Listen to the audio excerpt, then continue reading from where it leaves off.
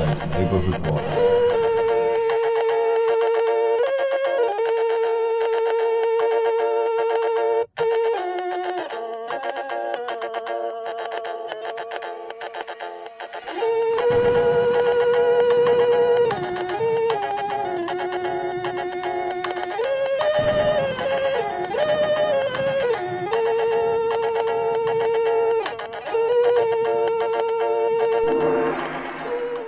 You're listening to the Powell Estate Neighbourhood Watch, Doctor Who podcasting in the community. This week, we're going strictly on the record with our press passes proudly on display for the big scoop on The Long Game. As ever, I'm your Editor-in-Chief, Grant, and I'm joined by our senior political correspondent from The Times, Matt. Hello. And intrepid cub reporter, Graham from Bunty. Hello. Hello, lads. So, yeah, to kick us off a little bit, a few bits of stats. So, The Long Game, first broadcast, 7th of May 2005, written as ever by Russell T. Ladies and directed for the first and last time by Brian Gant, his only story for Doctor Who. Yeah, so Brian Gant, going over some of his credits, he's we've all probably seen most of the music videos he directed in the 1980s. He did Hungry Like the Wolf for Duran Duran, and most famously Physical by Olivia Newton-John. So we're definitely dealing with directing royalty here. That's intriguing. And so, yeah, so it had consolidated ratings of 8.1 million, which was pretty near the high end for the series in general. I mean, I think it was Rose, which tops the scale at about 10 million. Most of the other episodes sitting comfortably in the 7.5 million range. And I think this may have been a little bit of a bleed over from Dalek the previous week. Yeah, it seems likely, doesn't it? That probably got more bums on seats once the word had gone round. Going over my notes, I think that hit 8.6 million viewers, which was a little bit of a jump, obviously because it was the episode everyone had been waiting for, the return of the Daleks. But anyway, we're not here to talk about Dalek, we're here to talk about The Long Game. And as I was talking to you chaps in our WhatsApp group beforehand, I'm delaying a little bit because I think this was, in the best possible way for me, I think this feels like the low point of the series so far for me, because I didn't particularly enjoy this story for reasons I'll get into as we go through. But we've all rewatched it in the last couple of days. So I'm going to hand over to Graham first. And what were your initial reactions to rewatching it this time? Well, I've never had a problem with the story. I know it's never considered one of the best, but I think it does a lot of heavy lifting for the series arc and for Rose's characterization development. It does, which can hamper the story a little bit, but I think it's a reasonable story. It reminds me a little bit of Lake McCoy stuff, but that's all incidental. It's not one that stands out, is it? It's a little bit clunky because of the extra work it's doing. It's very important in the series arc, isn't it? And it gives us another little insight into Rose, although not a great deal. But what did Matt think? It does seem a bit thin watching it again now, and at the time it was very much just workaday Doctor Who to me. There was nothing to particularly get excited about. But it's perfectly fine. I mean, if I think about the old series, it's very much along the lines of the android invasion or the invisible enemy. I see. Perfectly watchable stories, but they're not my go-to stories. Yeah. No, that's reasonable. That's good, yeah. Just like a standard one, really. Yeah, because everything can't be Dalek and everything can't be Pyramids of Mars, you know. Yeah, I do quite like sort of low-key stories. They had to have some cheapo ones. And obviously this one where not a lot happens and they reuse the set. Yeah, one special effect for the Jagrafess. Yeah. Really? Yeah. And the spike, that's it, isn't it? I mean, yeah, from my notes, this is the first story of the series that is entirely set bound. And when you look over it, it's pretty much pretty much one set that's redressed about 3 or 4 times. Yeah. For the various different floors, which makes sense because, it's set in a place which is designed to be modular, in a sense. Floor 500 would, of course, have the general same map as floor 16 or floor 300, whatever they were on. I was quite surprised, though, that they went to the bother of making Adam's parents' house as a set. I'd always assumed that was location. Yeah, I had.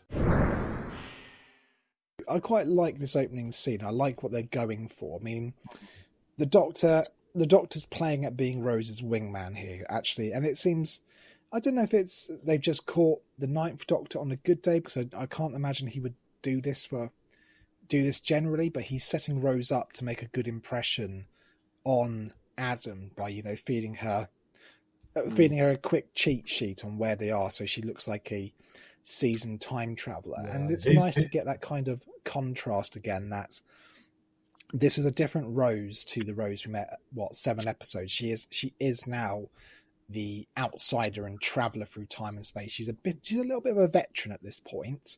So we kind of get to see Rose have her own Rose in Adam.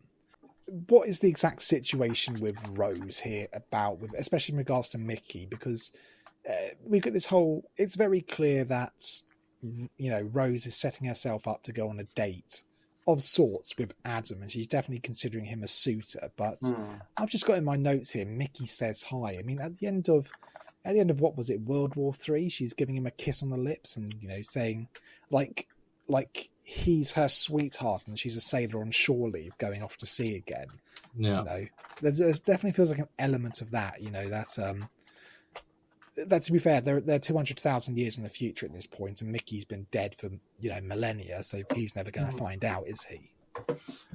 No, it's all in her conscience, isn't it? Well, yeah. And I'll just say Adam's genes. I didn't notice again. Yes. I'll leave you to. Well, his look is very 2005, I'd say. Yes. Baggy jeans, tight t-shirt. And the hoodie, yes. Though they seem to be almost a universal sort of timeless garment now. Yeah, that's very true. And Rose, I've got in my notes, she's looking, she's glammed up a little bit. She's got quite a nice kind of almost Michael Jackson-esque jacket going on with the big shoulder pads and the big zip. She's looking, it's a bit Tegan Javanka, I think. She's done her roots. The TARDIS has definitely got, some salon aboard. Yeah, clearly. Well, I guess she's wanting to pretty herself up for a date, but she's a 19-year-old girl. Of course, she wants to make a good impression, doesn't she, on her new paramour? Yes. And so at that point, we move further into Satellite 5 to explore it a bit more. And much as I'm not a fan of this story, I do quite like the triple whammy joke of the Doctor saying, this is the peak of human culture, art, politics. It's a great rule of 3 joke, as we then crash straight into a busy marketplace and a guy selling, the cries of a hamburger vendor, or Kronk Burger.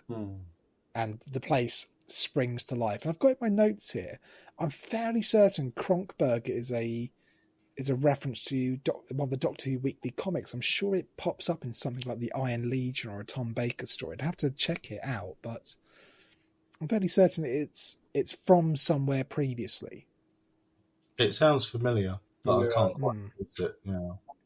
It's a good enough futuristic food stuff, not rather than and it adds a little bit more colour than him just saying hot dogs or beef burgers and chips.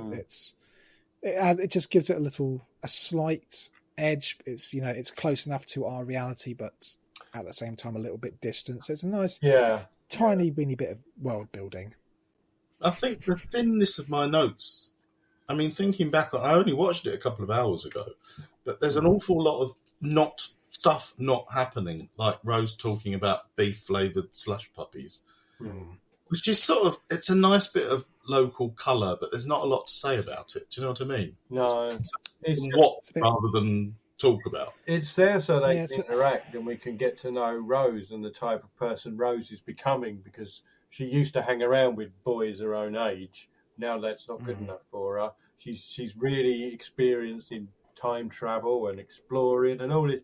It's like, I don't know if we needed this at this point, but this is what this episode is here for. I think you're being too kind, to be honest. There. No, No, do you know what? I'm gonna salute Graham for trying to for putting a positive spin. I wasn't saying justification it's a of this positive episode. thing. I'm just saying that's what they're doing. It's also saying I'm not sure if we needed it. I would have quite happy to filled out this story a bit more. I mean, it does feel like if we're thinking about other stories that have just been about characters like the rescue, Yeah. there seems to be more happening in the rescue, despite all its limitations for when it was made. No. Yeah, it's just, I guess we get a few creepy scenes with the editor talking to his staff, and then we get one when Sophie gets up there, and then we get one when the doctor gets up there. Suki. Everything else is flavour text, isn't it? Suki. Who? Suki, not Sophie. Suki, sorry. I also not only watched it 2 hours ago, but it was the second time I watched it, because I watched it last night as well. So, yeah, okay, you're right to call me up on that. No, the only reason I mentioned it was because I could say Suki's dress was peak 2005. Absolutely. What we've got to talk about is the costumes. We've turned into Janet Fielding. But yeah, so I do like. I'll give the its due here. I do like bits like this, where so the doctor he realizes hang on, things aren't quite right. He's already clocked something, as he usually does. That's with a nice little bit of I must have got my watch must be off to justify why things aren't as they should be. And I do like when we get the doctor doing stuff like this, when he puts on a kind of a funny little smile and a grin, and he sends Rose and Adam off on their little play date. And just what I love it, Eccleston's great at doing this. Yeah. And the doctor does it a lot in stories, letting his smile fade into a kind of a grim face, like, right, I'm going to have to do some digging here. I've got to get my Sherlock Holmes hat on. I've got to find out something's up. And I do like, again, this is something I've always said, that Russell T Davies has what I call the Robert Holmes factor in it. He's very, very good at building entire worlds with just a couple of sentences. And I love the little flashes of news we get here, like talks about the new Venus archipelago, the Glasgow water riots, which and I clocked this time that the screen actually says New Caledonia. I did clock that this time the TV, there must have been a change between the script and the production, because the screen actually says New Caledonia, because it just saying Glasgow water riots just gives you that kind of, it just puts images in my head that the world has moved on, in thought and philosophy and technology in the 200,000 years from now till then, but yet in Glasgow it's still 2004. Or 10 years' time.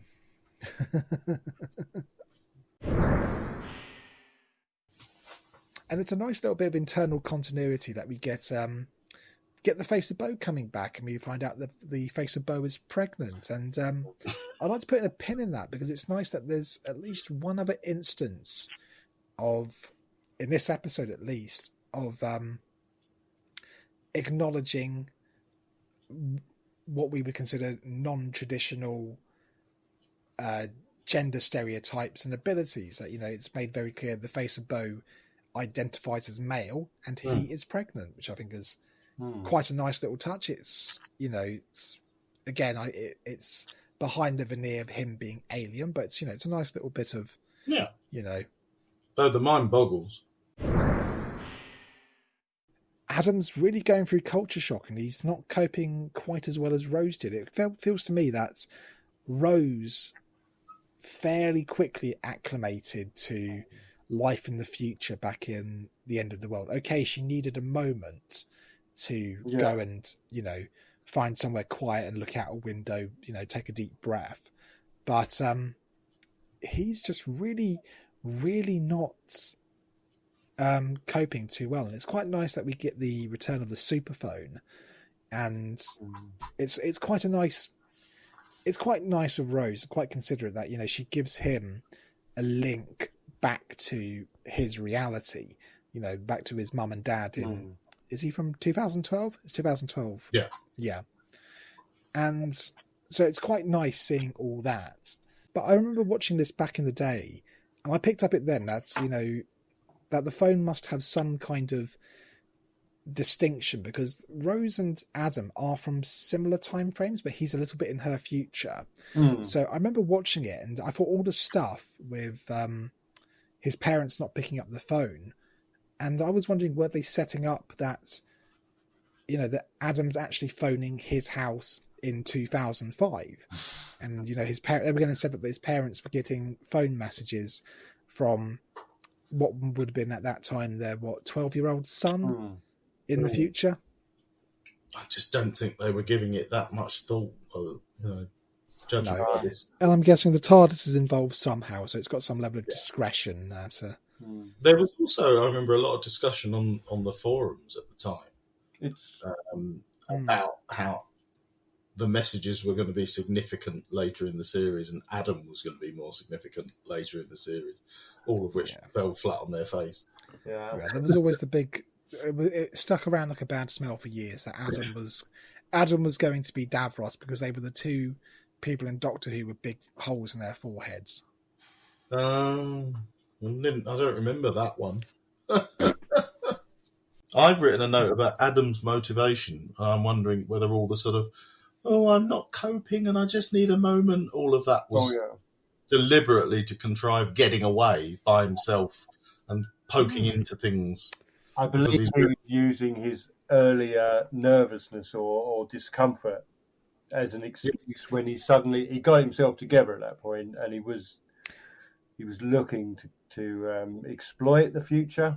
After he has his phone call, he very quickly and deliberately pockets her phone, so he's very quick off the mark. He's very sneaky. Yes. Yeah, I think that's when the thought... There's no flies on him. May not have been formulated, but that's when it began.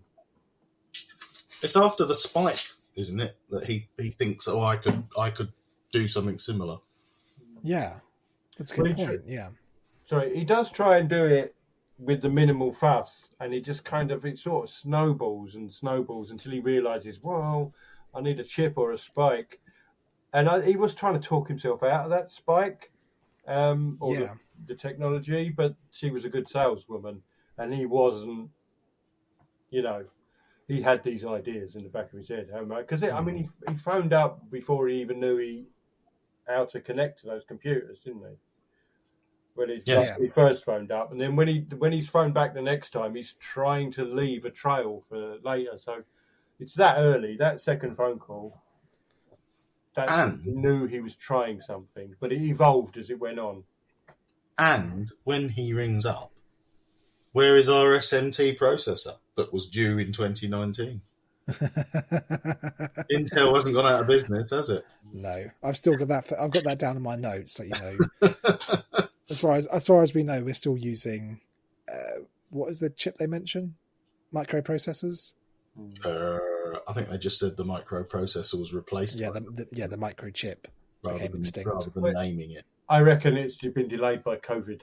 So they didn't predict COVID, but they have predicted the chip. So just hang tight. We'll be all right. But yeah, so it ends on some super sinister foreshadow music as Adam pockets the phone. He gets dollar signs in his eyes, as it were. And so at this point, we're introduced to our two future voices, Kafka and Suki. And I'm not sure how I feel about them. Suki, I think, you know, it's quite nice that she seems quite sweet. She's nervous. She's eager to please. She's a little bit clingy, and she feels like, you know, in any other story, she would feel like companion bait, someone they're setting up to, you know, to find her lion courage and come into her own. But I just got my notes next that Kafka is just a bit horrible, isn't she? I mean, I think she's in this first scene especially, she's just at every stereotype of, the corporate power climber. She's someone who you get the impression will cheat and sleep her way to the top of the ziggurat if it means getting to floor 500. She doesn't come across as a particularly nice person. She comes across a bit mercenary, a bit slightly bullish and bullying. I'll hand it over to you first, Graham. How did you feel about these two? I can see that. I think she was just personally, I took her as just somebody who's very frustrated because she wants to get promoted. She's been there longer. She's seen other people get promoted above her. And she's frustrated and she's really trying hard, but you could read it that way. But I didn't see her as like kind of an unpleasant person. More as just somebody who's a little bit desperate. Too desperate, okay. Obviously. The moment she said about, the walls are made of gold, she just seemed incredibly naive at that point. So I didn't really see her as a corporate beast, but yeah, maybe I was just being kind, whereas you were being the other way. Yeah, I didn't think so. I don't know what Matt thought. Well, she was a corporate climber, but I liked the fact that she was very much she had that sort of, oh, for fuck's sake attitude about her. Yeah. That went through her like a stick of Blackpool Rock, which I would like. Probably because I'm like that. But yeah, Suki was, it becomes obvious why later, but Suki's obviously very, very eager to please and yeah, she's playing a role, isn't she? Whereas Kafka that's who she is. Yeah, you take her. Whereas Suki, we only see a very small piece of the real Suki, who was like Eva or something like that. I can't remember. Yeah, they give a correct name later on. I liked the idea that Kafka thinks that they're proper journalists. Yeah, where they're actually quite incurious about what's going on, as the Doctor points out time and time again, which again is a thinly veiled comment on how news actually works, I think. Yeah, she's not investigating, she's just reporting, and she's been reporting, what she's been told to report. But she doesn't know it. She's just a relay station, isn't she? Yeah. As it turns out, literally, yeah. Quite literally, yeah. But this brings me on to, because I do like, it's a nice little bit of inveigling the Doctor does, oh, he must be an inspector. Yes, that is definitely what I am. I'm definitely here to inspect and, make sure you're, being brand ambassadors for the company and, you're living up to the corporate values and your bonus will be decided on this. And I do like whenever the Doctor gets to be a bit of a bullshit artist. It's always one of my favourite parts seeing, and Eccleston's very good at it. Just someone throws an idea at him and he can run with it without missing a beat. So, someone mistakes him for, a military leader or a invited party guest, or, he's very good. He's very quick on his feet. Yeah, he doesn't do any of the sort of, oh yeah, okay, yeah, that's me. Which I think you get a bit more of that with Tennant, don't you? Yeah, he's very confident in it. When he's telling a lie, he can tell a lie very, very easily and very on his feet. Yes, but it does lead into we get to see what it is exactly that Suki and Kafka are doing, and this does lead into my other little note about representation. I do like that Russell D. Davies included the line that ladies, gentlemen, and multi-sex and undecided and robots. Which I think is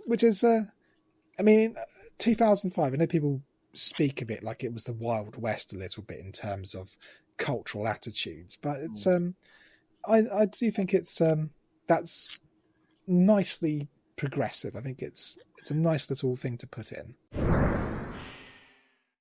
Yeah, I wanted to dwell on the info spike just quickly because I want to ask you guys a question. So I've got here the info spike. I think it's a very horrible, very good looking bit of body horror, but Yes. and this may just me being thick, but I don't get what the point of sending the news into Kafka's head is. I don't understand what this entire process is meant to be, whose benefit it's for, because Suki and the others have information that's collected in the chip that's then broadcast into Kafka's head, and she, for some reason, and we know she doesn't retain the information at the end of it, so is it just a very long roundabout way of uploading it into a computer to make the news? Because it would make sense to me if, like, they were giving that information to Kafka, and then in, like, you know, milliseconds she was being able to write news reports, or immediately afterwards she'd take that information and she'd go into the studio and do a news broadcast. It doesn't. The chances are it's just there for visuals and for the horror content. If you wanted to actually find a reason behind it, it might be that people are still quicker than computers. Yeah. Or it might just link into the finale, where the Daleks have been using human beings from the game station to actually run the thing and actually turn into Daleks. That's the only thing I could think. And we don't know that yet because we haven't seen the finale at this point. But it's probably just more likely it's visuals. Because it just ties into the point that, you know, Kafka and Suki are journalists, but outside of this, I don't really understand how their jobs work. I think they're much more like researchers than journalists. You know, they're gathering the news and filing it. But I'm glad that neither of you really understood what was going on, because I didn't. Well, the other thing is that it's just being set up so that that's how she can. Bring the thing that lives at the top down later on, isn't it? Really, I suppose. And we know later on that that the editor's able to draw information from Adam's upload, because he suddenly knows, you know, the Doctor and Rhodes' identities, and they're time travelers in a time machine. At this point, we get who I've already labelled as the MVP of guest stars of this series, Simon Pegg. And I just want to say straight off the bat, he is one of maybe 2 or 3 things in this episode I actually really enjoy. I think he's brilliant straight away. Yes, he's in his element here, isn't he? This is what Simon Pegg is good at. And I like the setup he's got with all the frozen area. It just makes it look even more creepy, because we don't know what the hell is going on at this point. But I like the way he talks to these zombie people he's got working for him. It is probably my favourite part of the story. Definitely. But that's all I can say about it, because he doesn't really do much apart from be Simon Pegg. You know, he's getting a bit of a treat from Simon Pegg, and that doesn't really add or take anything away, actually. No, because I've got in my notes here that he's right in a sweet spot for me. There, he is slightly camp, you know, as a Doctor Who baddie needs to be, but he's playing it from what you would expect of, you know, of a comedian who's at this point mostly done sketch shows and sitcoms. He's playing it very straight. He's not chewing the scenery unnecessarily. He's not, you know, going full Anthony Ainley or anything. He's taking this, you know, quite seriously. That, you know, the editor is clearly a bit of a nasty piece of work, but he's not over the top with it to the point where it becomes ridiculous or too funny. Yeah, he's not the bad guy. He's just enjoying the power he's been given by the bad guy, I think, because he's, you know. Yeah. But he's the willing interesting collaborator. You mentioned Ainley there, because I do think he's a little bit of a template for the John Sim Master here. Yeah, I suppose so. He's quite laughing and joking, and he'll suddenly become really sinister and mean. But It's vague, but I was looking at him when I first saw this and thinking, no, I would have had him as a master, but it's probably good we didn't get him like that, because everyone who's played the master has kind of ended up getting on my tits. Yeah, anyone with a beard Except for is the Jacoby. master in Doctor Who. Except for Jacoby, because he didn't have a second episode. I'm just not a fan of the Master, full stop. I just think that's just an absurd character. My very next note is that we cut back to Adam and Rose. They're on their days, and I think, as you pointed out, Matt, they're drinking beef-flavoured slush puppies, which is, I don't know, that actually sounds quite nice to me. I like a bit of, I like beef, I like slush puppies. I have a savoury tooth rather than a sweet tooth, but I don't know if I want my meat ice cold. I don't know. I like cold cuts. I like cold chicken and chips. Yeah, I would drink a beef broth, but I don't know about a beef slushy. No, it's like a pint of cold gravy. Oh, it sounds horrific.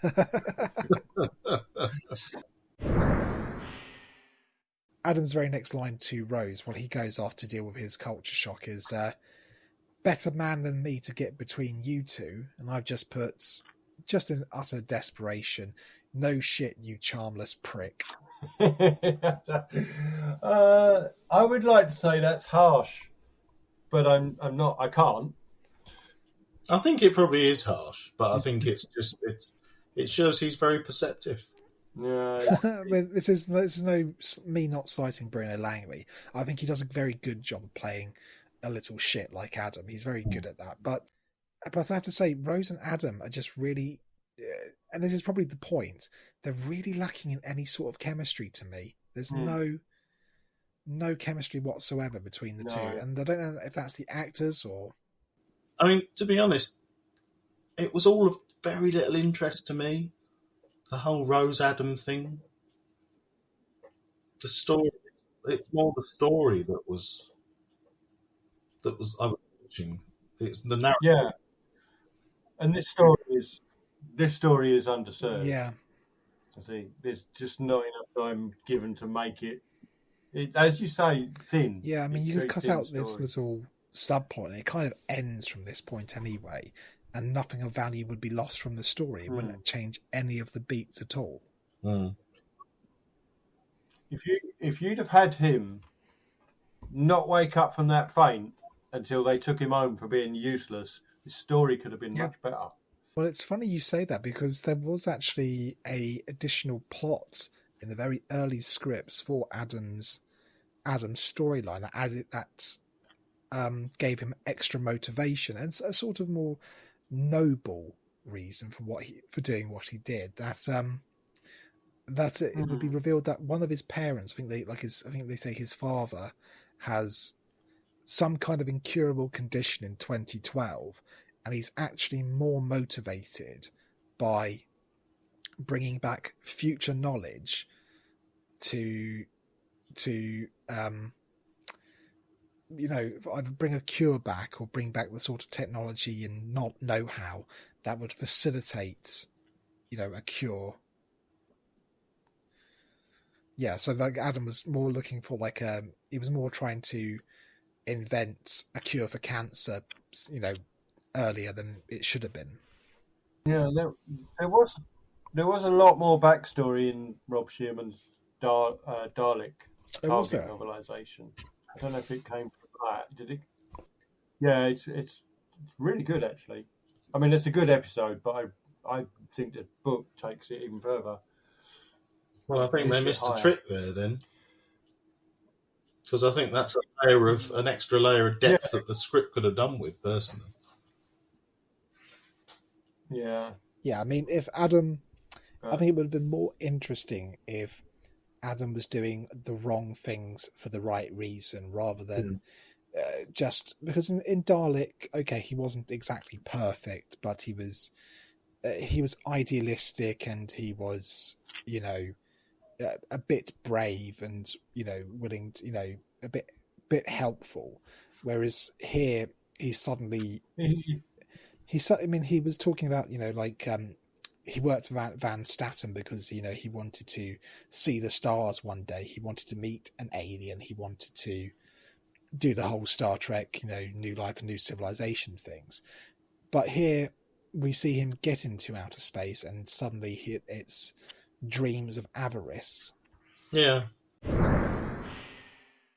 But yeah, so the editor definitely notices that something's up in this info spike session, and it's a nice bit of misdirection that we initially think he is talking about. We assume he's talking about Angon, who's this northern bloke and this Cockney girl, and it turns out he's actually suspicious of Suki, and so he engineers it that she's going to be promoted and come up to this fabled floor 500 to find out. And it's an interesting plot beat that Suki is she's been nice so far, but she doesn't seem like she's going to be important to the plot too much, more beyond than just explaining how this new world works. So she gets spirited up, much to Kafka's seething jealousy. And again, I put here, Kafka really, really is horrible. I don't like her at all. But I'd be annoyed. But yeah, somebody just walked in that day. Yeah. But there's a note I've got later on that I'll call back to that maybe explain why she got promoted ahead of Kafka, but we'll save that for later on.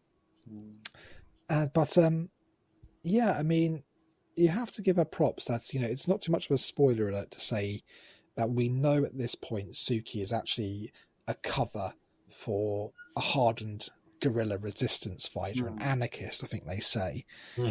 And I know the editor pays lip service to it by saying she's got a biography implanted over a biography, so implying that she's some kind of sleeper agent, I guess. But on rewatch, knowing that twist about her character, you have to wonder, why is she acting nervous when nobody is watching her? Well, I think in the lift especially. Well, partly that's just dramatic. That's the language of TV, isn't it? But I think there are cameras everywhere. No, she's always being watched. But I think also, if you're a consummate spy, you never drop your guard. Yeah, true. And there were cameras everywhere, I guess. I like the fact that the lift was actually suggested by a camera moves, and we didn't get another shot of that lift in its shot. Because when you look at the dividing line between the lift and the deck, you can see it's all one floor with a bit of like black tape to delineate, so it doesn't look like there's no gap like there would be in a regular lift. That always sticks out to me in things. I never even noticed that, but I quite like it because it's a nod to the old Who. Yeah, this is, like I keep saying, this looks 1982 to me. I've never thought of that angle, but yes, it is very. I do take issue with that because I do believe it's 1987 in this. This little homage. It's definitely McCoy to me, not Davison. I think the difference between the two Sukis is quite good. Yes. In terms of the actor. Yeah, it's a really nice, just the shift in her, it's just, she's suddenly just like as simple as like, a straightening up of her posture and changing the glare in her eye. And it's really nice. And I do like Simon Pegg's whole, calling out her lies bit by bit by bit. It's a very nice little reveal before she pulls the gun from out of her purse. It's a funny shot as well, isn't it, when she's holding the gun at him? Yeah, it's I think it's, although saying that, I think it is fairly well shot, that scene. It's very, slick, and it does feel like it's got a bit of energy behind it for what is essentially two people just standing in front of a TV monitor bank talking. Well, when the camera moves to show his reaction, that's nice. But I mean, there's nothing wrong with the shot. It's just weird the way that she's holding. It's weird the way they've got the camera on her, so that you can't really see that the gun's almost just like there without her arm in in Vision. Yeah. Although I've got to say, we get to see a little bit of Suki's rebel video, showing her terrorist past. And again, it's a bit of a low point for me because it does look like they put her in like some camo fatigues and filmed her in a car park somewhere. Again, they've gone to the park and filmed it because it doesn't look. I think they're trying to suggest, is she like fighting in the wilds of Borneo, the Amazon rainforest, or is there real need for terrorist activity in Boreham Wood? It does the job though, doesn't it? They also said she was the last of 15. The Freedom 15. It weren't a very big group. No, I've got my notes here. Freedom 15, Manchester's top Blake 7 tribute act. Well, was that an indicator of where they were formed or when they were formed, as opposed to how many of them were in it? I'm pretty sure they said she was the surviving member of 15, but no, you could be right. Actually, they could have said the Freedom 15 or whatever it was. A spin-off from Heaven 17. Because they do sound like a pop group. There's a nice segue here because I was going to say I like the incidental music. It's very low key, but it does a good job of establishing the sort of the mysterious bits, the eerie bits, the funny bits, without really broadcasting itself. It's sort of doing what incidental music's supposed to do, which is in contrast to what we start getting later on, which is the full blockbuster video ad orchestra. Yeah, at this point, Murray Gold does not have an orchestra. He's got, an aging Bon Tempi and 2 middle-aged, background singers. And dare I say, I think we were better off for that. Yeah. I did notice they reused the montage scurrying music from Rose. When they were doing all the, this is her day, this is her having lunch, this is her working. That's reused when they're in the market at the start to denote busyness. Does the job though, do it again, doesn't it? Yeah. It's not just good, it's good enough. And we get that really nice kind of horror film trope of we see the attacking monster from the monster's point of view, and it's a very 1970s Doctor Who thing to do. How many times have we seen an unseen until the cliffhanger of part 1 monster that's represented by a green tint or a pixelated glint over a camera menacing a companion or a stuntman? Yeah. But I have to say, the ray gun effects on Suki's gun, the gun looks pretty good for 2005 and the budget, but the effects are fucking shoddy. We are back to the McCoy era for the effects, where because so much of it was filmed on location, we never got any proper post-production on it, and it was just explosive charges going off. Everyone in the universe appeared to have a flash gun. Yeah. Everyone's being shot with, flare guns that have got a bit soggy in the rain. I mean, I think the Cybermen had them, didn't they? And the Happiness Patrol had them. All the Knights in Battlefield had them. Yeah, that's the one that comes to Delta and the Bannermen had them. God, I wish we were watching Delta and the Bannermen. It's not that bad. I'm running out of reasons why it isn't that bad. It's at work. Anyway. It's just There's just it's just not a lot to it. It's not bad. Yeah, it's just run of the mill Doctor Who, which is. I mean, most people say, "Oh, I like the worst Doctor Who better than the best of any other TV show," but no, it does a lot it's of just heavy too A to B to C to D for me. Like it's just not fun. However, I like some stuff about it, and it does work reasonably well. It's just that's it. That's all you can say about it. However, if we move to the hospital scene or the medical scene, or when Adam has his chip put in, even a sort of run-of-the-mill, low-key Doctor Who can attract Simon Pegg and Tamsin Greig. Yeah, I was really pleased to see her, and she's perfect for that role. She's Yeah. very good at the understatement, is Tasman Green. And I note that she and Simon Pegg must have just come off of doing Black Books at this point. Is Simon Trying Pegg to- the first one to come over to Doctor Who from space? Because everybody else did very quickly, didn't they? He's the first, and I've said it plenty of times about this series. I think it speaks to the confidence and caliber of this series that they're able to attract some fairly big names in British TV for relatively small roles. I mean, this is Fran from Black Books and one of the biggest sitcoms at the time on Channel 4 that I think had just ended its run a year or two previously, or even that year. Well, And she might have she's been in Green playing Wing an at this unnamed nurse. Yeah, I think Green Wing was this year or the year after, maybe. It's about this time, yeah. Yeah. Simon Pegg, who's, quickly becoming, the big I am of alternative comedy, especially on Channel 4. It's part of that kind of early 2000s Channel 4 comedy mafia. Yes, definitely. He's I definitely... think they were getting by with getting these guest stars on the goodwill of people who used to love Doctor Who back in the day, on the reputation. But it's like the next season, when people had realised how big it was going to get, they might not have been able to afford them. Yeah. I mean, we've had Zoe Wanamaker already so far, and in a purely CGI role, and she was a pretty big deal. Yep.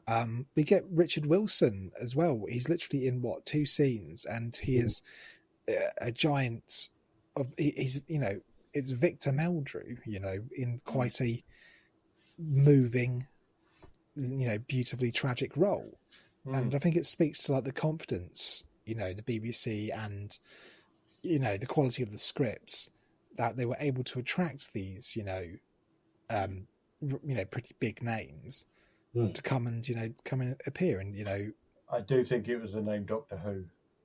It's just... I also think Russell T Davies, because he was the golden child of British television at the time. Yeah, I mean, was he not? Did that not come about partly because of Doctor Who? That reputation? I think it was more stuff like Queer as Folk, The Second Coming. No. I was forgotten Queer as Folk and Casanova had been out first. Yeah, I was about to say Casanova, but I almost said Castrovalva. So we've the Doctor's still thinking that things are not quite what they seem, and the Empire has been stunted. And I do like his quote: "Lots of little reasons adding up to a big fact." That Kafka can only justify the reason why there are no aliens, or Earth seems to be a bit isolationist. Like, well, you assume because you read in the news that there's a trade embargo here, or that there's the space lanes there are currently closed, and she doesn't question it. That's just there's all little tiny reasons that are perfectly reasonable for why people aren't coming to Earth or nobody's leaving Earth, and it ties in later to what the editor says, that the human race has been given all these perfectly reasonable examples of why things just are the way they are, to disguise that they are a slave race. Sorry, I'm actually coming around to your point of view. There's just not a lot to say about this episode because I've run out. I was just defending it then, so what's going on? Anymore. We're through the looking glass now, because I've just defended it and you're coming around to thinking it's a load of bollocks. I know, it's yeah.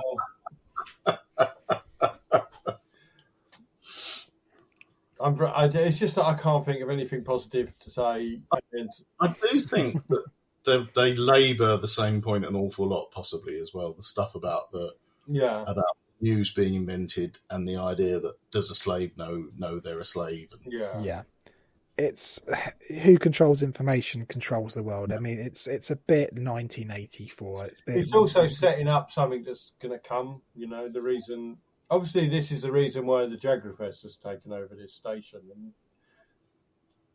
And, it doesn't. I don't. It all depends on how they're distributing it. Yeah, knowledge is power, and that's a route to conquer.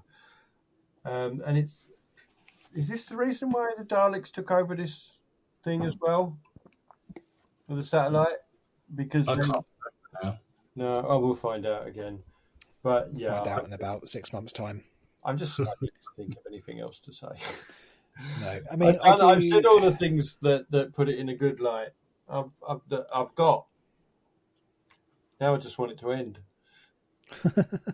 Well, I do like because we jump back at this point to Adam trying to cheat history with his phone call, and that does, as we've been saying, lead nicely into Tamsin Gregg, you know, as the nurse on 416, and as you alluded earlier, you know, him trying to talk his way out of not getting a big hole put in his forehead, and it's I do think it's quite nice that that Bruno Langley gets something to play with a bit here, that he gets to bluff his way around a bit. I'm from that his great big stinking guess of there being a Martian university pays off, and Tamsin Gregg gets that nice line, you know, the Martian boondocks. You know, again, not a nice bit of world building that, you know, Yes. Mars isn't the most fashionable place to live right now. Yes, I liked that bit. Yeah. I like the way he's trying to talk himself out of it as well, because I'm sure that's what the whole audience would have been doing. They'd have been thinking, you don't want a hole in your head, don't do it. No. Oh, yeah. I went through the same when I got my first piercing. It's like he's getting his first tattoo. It's a pretty solid performance actually from him. It's a thankless task because it's a crap character. Yeah.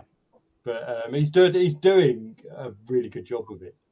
Well, I don't think it's a crap character. It's quite a good character. It's just he's there to be annoying. He's there to show us what Doctor's companion could be like. You know, he could be motivated by the wrong things. That's what I mean by a crap character. We don't need that. That's too much depth to the story. I just want monsters and aliens.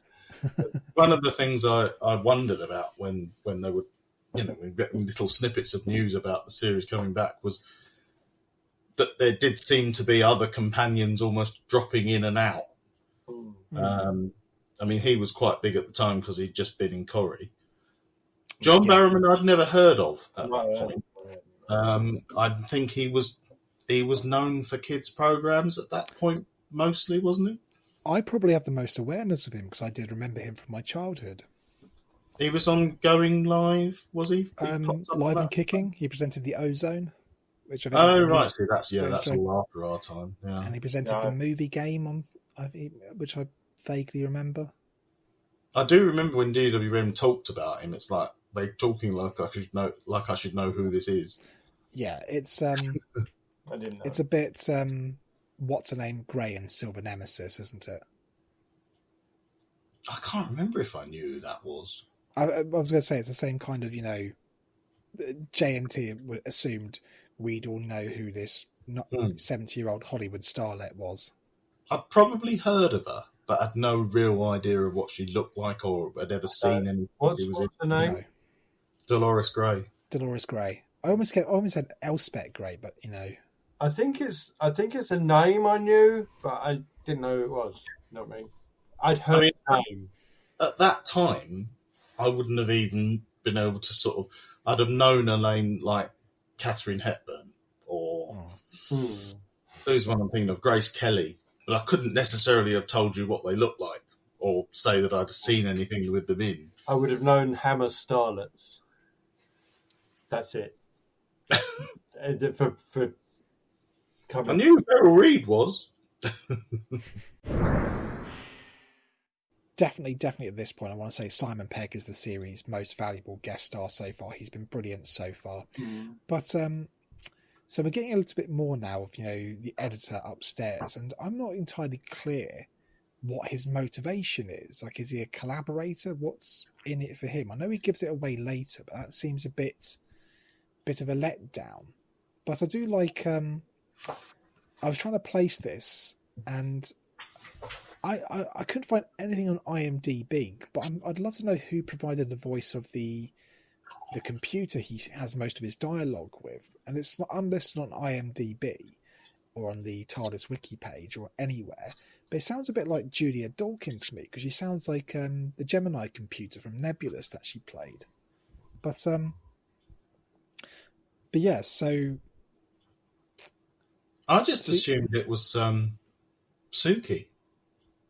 Oh yeah, that's a good point. They do sound similar. Yeah, because they never really... They don't like to get other people in to do voices if they can get the... Oh yeah. Other parts were played by members of the cast, as Big Finish do.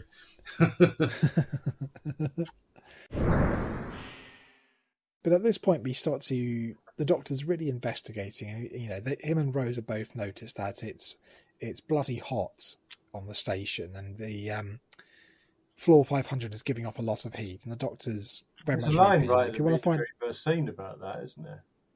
There is, Rose is complaining about them turning the heating down. Just Chekhov's gun.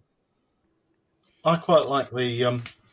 he sort of pulls open an airing cupboard and fiddles with wires, which is beautifully old school Doctor Who. Especially as it's those kind of fairy light wires. What they're called? LED fibre optic cable kind of like. They used to be in everything in the 90s. That's right, yeah. And I'm fairly certain they were inside the arm of the adherents of the repeated meme back in... Yes, they were. were. The arm off. They've definitely got the same sort of kind of glow stick cables coming out of them. But yeah, so the Doctor's been investigating what's going on. He's got access to the mainframe. And I do like that, Kathika is constantly having to talk herself out from helping. She's constantly saying, should be doing this. I've got to focus on my promotion. I don't want to get involved. You're spelling trouble. And he is just completely unfazed by it. He's just, bye Felicia all the time. If you want to go, go. Really don't care. Just, if that's your attitude, see you later. I like his almost dismissal of her. It's a very Eccleston Doctor thing to do. Yeah. Well, he knows she's uninterested. Back. He didn't really want to take her up there, does he? No, the second he doesn't fight her resistance one single bit. No. Well, that was just another chance for the Doctor and Rose to be smug and nauseating, I thought. Just the two of us again, then. Yes, yeah. Because the smugitude is already manifesting, the smugitude that sort of peaks in the next season, I think. It does make it all the more striking when Kathika does go up to the 500th floor off her own back, though. She goes and fiddles with the thing, whatever the thing is. Yeah, this shows that there's a nose, there's an inch of her having a journalistic nose, that she does have a tiny dormant spark of curiosity of a story. Well, that was another theme of the series that was starting to come through in a way that had never really been explicit in the old series, that the Doctor comes in and sort of brings people out of themselves, makes them grow, gives them a bit of encouragement and inspires them to do more. Also, I nearly called her Catheter. Well, we've had Catheter and Susie, haven't we, so far? Sophie, wasn't it? So, Catheter and Susie. You're getting the wrong name wrong now. By the end of it, they're going to be Pepsi and Shirley. So we cut at this point back to Adam has gone through with the surgery and Tamsin Grigg is playing around with his hole to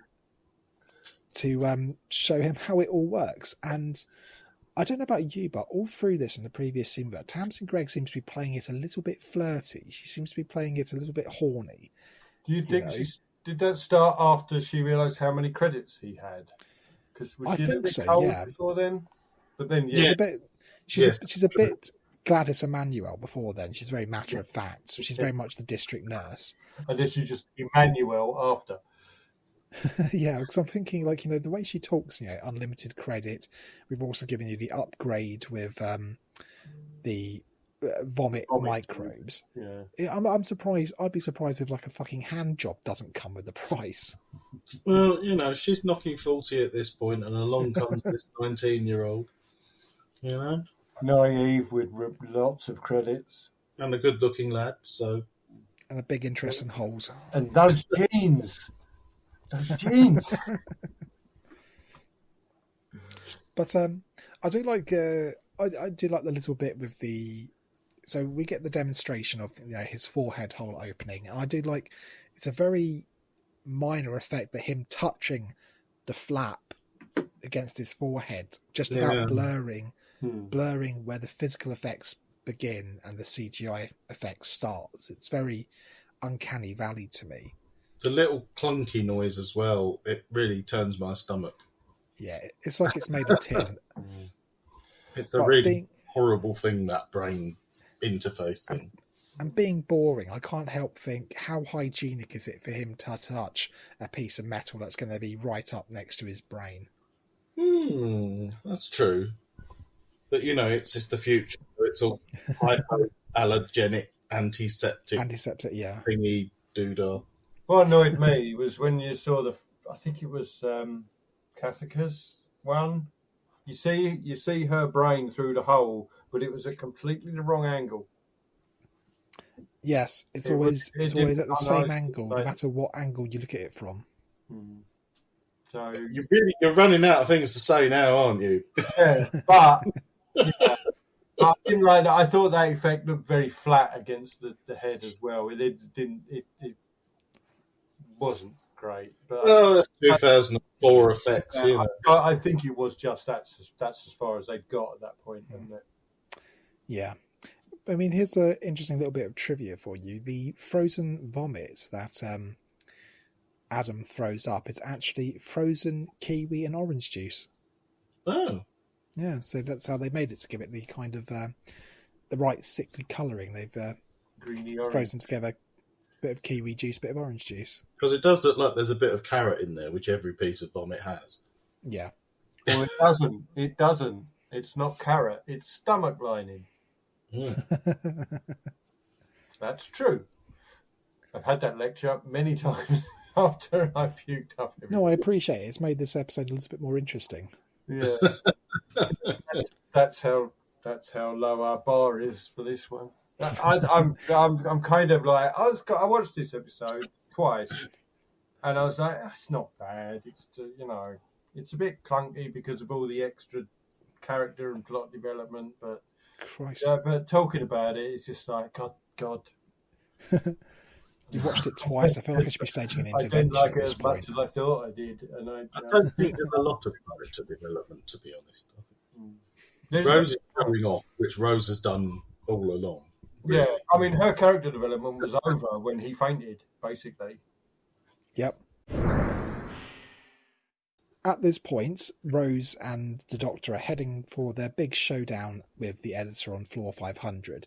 I do notice that, he was more than willing for her to come in, but when he gets up there, he immediately says, you should just go back downstairs. I mean, he's changed his tune pretty quick.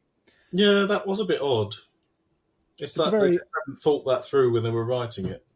No, I mean, it's a very old school Doctor Who thing to say, stay put, stay down there, I'll go do all the butch hero stuff. But so Simon Pegg gets the shine here, finally facing off against the Doctor, and I do like his little speech about the news controlling and manipulating it. But again, it's very 1984. He who controls, the newspapers and the TVs will controls can mold and manipulate the world. It's quite prescient as well. This is just about a decade before the Brexit vote. And Trump elected. I would like to point out it's the second episode in a row where Christopher Eccleston gets strapped to a wooden cross. Yes. I don't know what it all means, but Russell T Davies is enjoying that. I've got no answer to that. At least he kept his shirt on this time, that's all I'll say. Or, he's at least damn it, he kept his shirt on this time for the other people in the crowd. But, so the Doctor gets to finally square off it. I do like his line to the editor. He wants to know who he is, and the Doctor's he's pretty wily. He says, well, that information is what's keeping me alive at this point, so fuck you, you know. Yeah. But we do then get the reveal, which we've been building up to, of the Jagrafest, the Holy Hadjajasic Maxon Rodavo something. Well done. Now, what do we think of it? Because I think it's just the Nestines turned upside down without any colouring in. That's exactly what I think.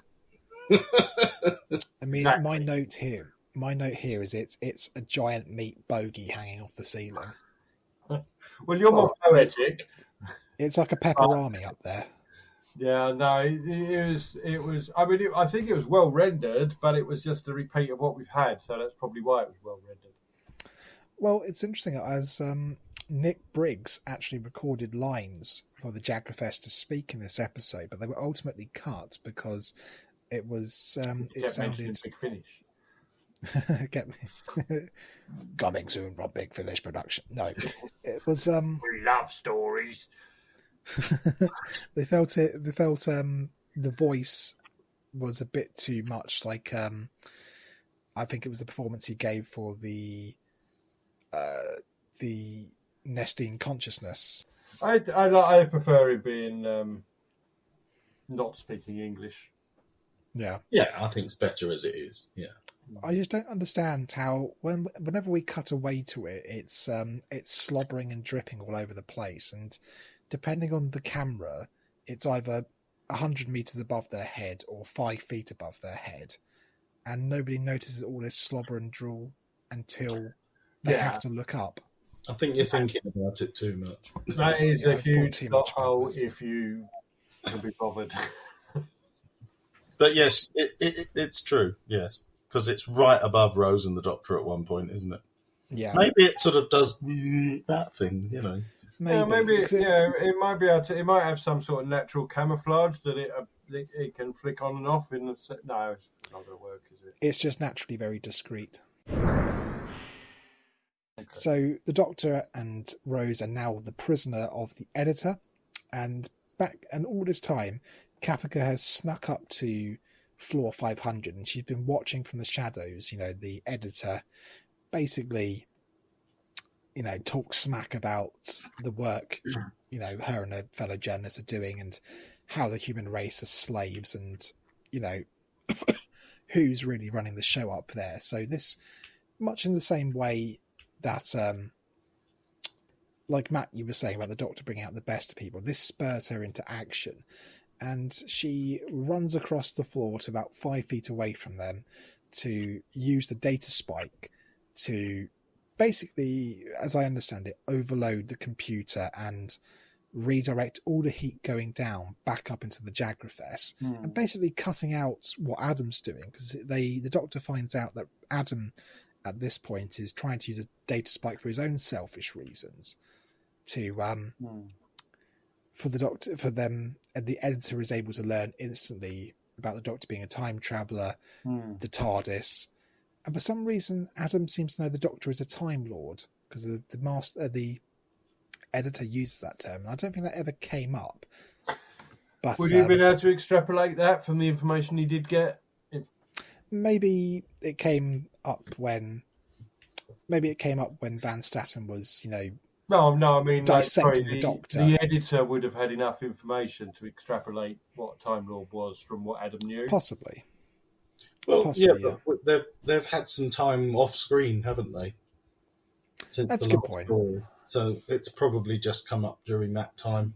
Yeah. I mean, you know, they could have had innumerable adventures together since we last saw them.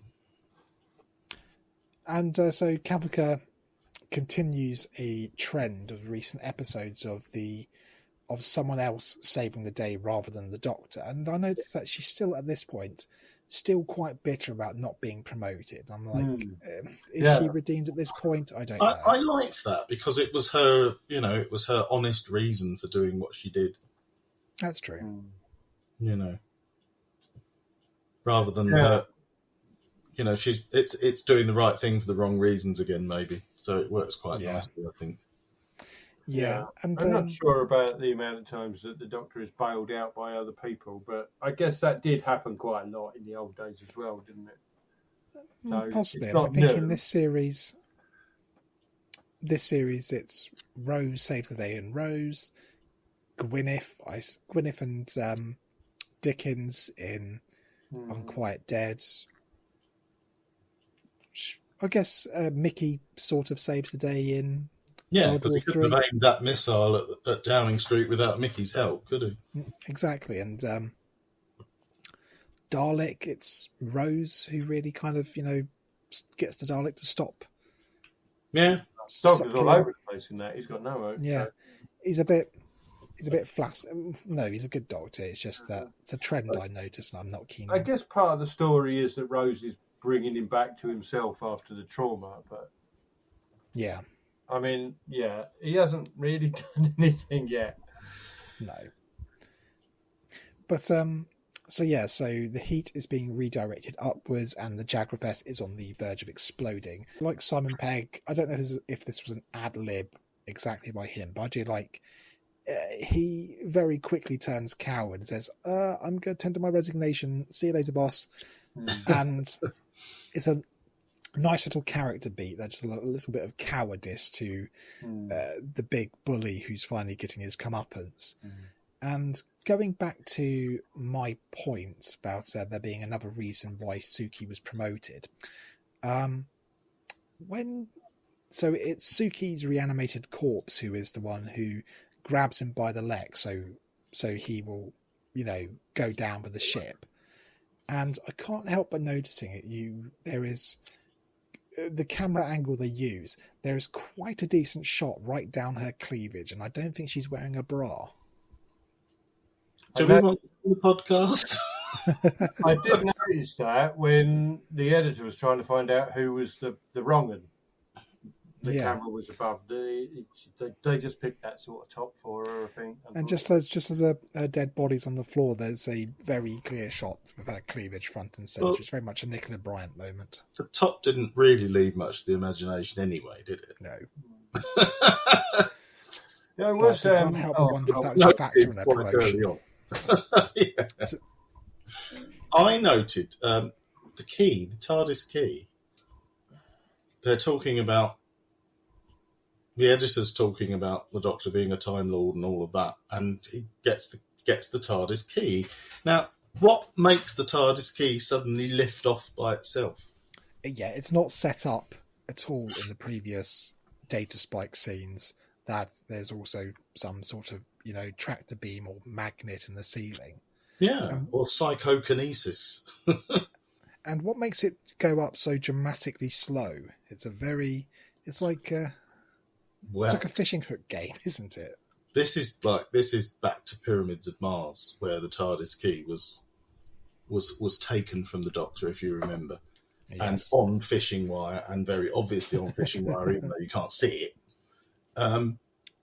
And I think it just made me laugh that it's basically the same thing, only this time there was a much closer angle, so it was less obvious that it was on a piece of wire.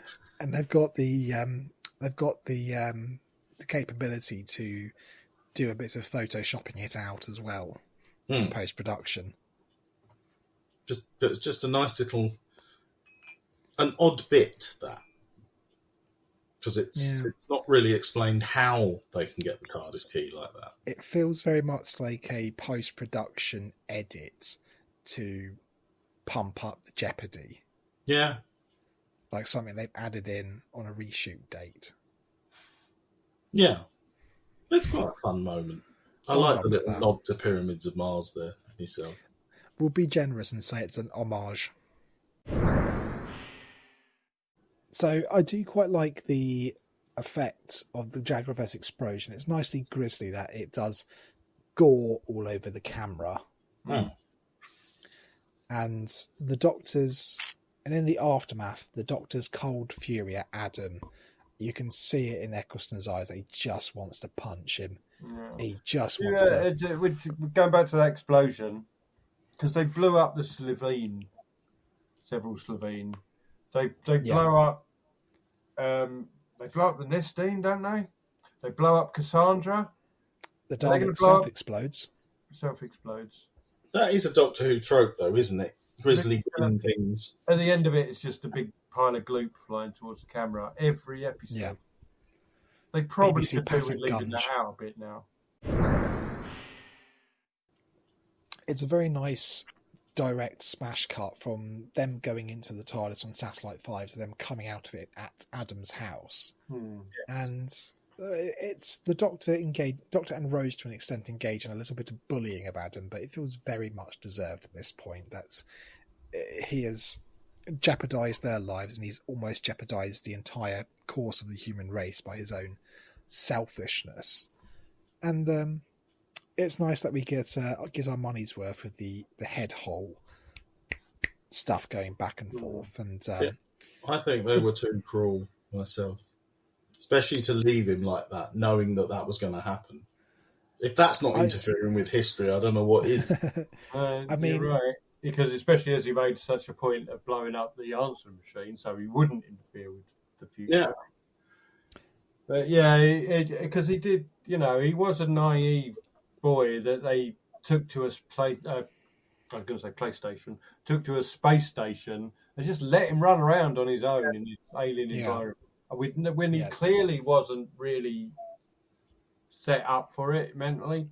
There's a bit of dramatic foreshadowing as well, because in the very next story, it's Rose who takes advantage of her time with the Doctor. Yeah. Yeah. Another foreshadowing, of course, is that the Doctor sets up the situation for the finale because of the way he interferes with what's gone on. And then just runs away from it. Yeah, and then the consequence. In fact, he explicitly says he doesn't like hanging around to tidy up afterwards. Whereas he basically, the implication is that he's awakened something in Kafka and he's going to leave it in her capable hands of getting the news back on track. That Satellite 5 will go back to some sort of journalistic integrity and that will nudge humanity back in the right direction. Yeah. Whereas, in fact, the end of Vengeance on Varos, funnily enough again, is more realistic. Where they say, no more tortures, no more executions, what do we do now? Yeah. They say, don't know.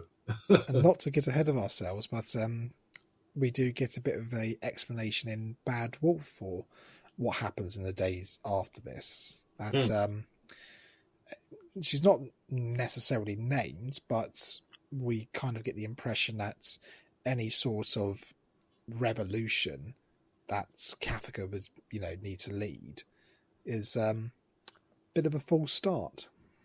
Yeah. That she may not have necessarily been qualified or capable of doing what needed to be done, but... Well, she would have been a lone voice to start with, wouldn't she? She's the only one who's witness to this. I mean, obviously it will all come out, but the editor's going to be pretty scarce, isn't he? Yeah. That's Satellite 5 has gone dark overnight. Yeah, it's something that we don't examine very often, but perhaps should, that the Doctor's actions don't always have positive consequences. Yes. I don't think there's much more we can say in the long game. I mean, I think individual lines and moments I think are quite fun and enjoyable, but overall I personally think it's quite a thin story, quite an anemic story. I mean, it's got a political message that it wears on its sleeve a little bit, but there's not much meat to it. And Simon Pegg is wonderful, but I don't think we get too much motivation behind his character for it to really care all that much. Treading water, that's what I'd say of it. But as I understand it, I mean, I think Russell T Davies has said this is in its very embryonic form. This was a story he sent off to the BBC in the early 80s. Oh God, really? As, he submitted to the Doctor Who. It was submitted at least to the BBC. That I think it was definitely during the Peter Davison era. I think he would have been about 19 or 20 at the time. He was quite young, but we've had younger writers on Doctor Who in the Davison era alone. I think we've all noticed an 80s kind of influence in this story. So. Yeah, in my head, I can see this story playing out with the Fifth Doctor, Tegan and Turlough quite easily. No, with me, it's definitely McCoy in that era where he's fighting corporate entities and. Yeah. So if the factorism. It might just all have been suggested by the ice up in the editor's room, and that was it. I was in that era. Maybe. So if the BBC hadn't actually made this as part of Doctor Who, then Big Finish might have made it Probably. as part of their finding stuff that someone scribbled on the back of a serviette 20 years ago and turning it into a script. I think Davies has said, as far as he knows, nobody from the Doctor Who team ever got their hands on the script, because he got a polite letter back from the BBC, thanking him for the script, but suggesting maybe he write something more realistic, like about a man and his mortgage or something. I will say, a story about a man getting a mortgage. If Russell T Davies wrote this 30 years before he produced it, that is a fucking long game. Yes. A good place to finish the podcast, that. Yeah.